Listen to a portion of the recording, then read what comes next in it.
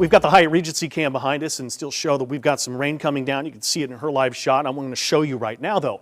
WDSU first warning weather Doppler radar where we still have rain, and this is mainly affecting the South Shore and then pushing out to coastal Mississippi and then closer to the coast. But there is this secondary line of rain that is showing up along the actual cold front. We still officially have the flash flood warning around the Slidell area until 5:45, so that's going to be about for another half an hour. Still heavier rain around Stennis Space Center, the Kill, as you go to Hancock County and Burlington, some heavier downpours.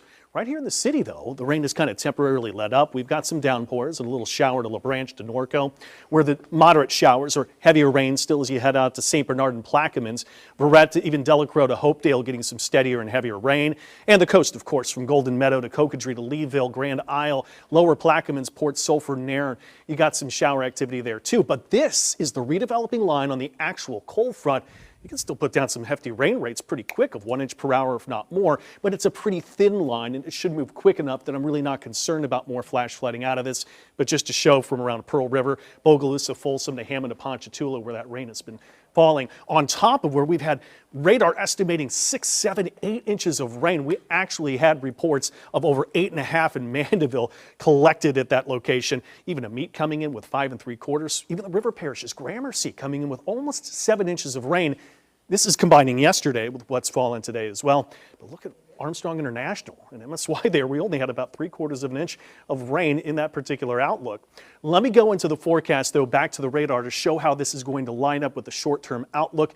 Lines up pretty well, even defines that reinforcing front and shower activity. Maybe by 8, we combine that last line of showers and then the rain southward here, but it should be done later tonight. There's the actual front. Look at the temperatures cooling, Hammond and Baton Rouge.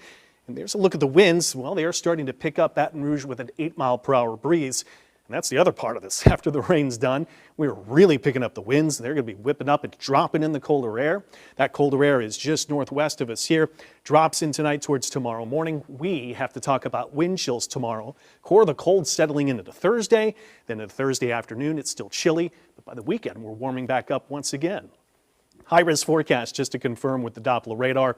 Just going back through what I started off to show, where that rain's coming to an end completely as we get to about the nighttime overnight hours. That last of rain could still drop a decent dose into the coast in some areas, maybe up to 1 to 2 inches more.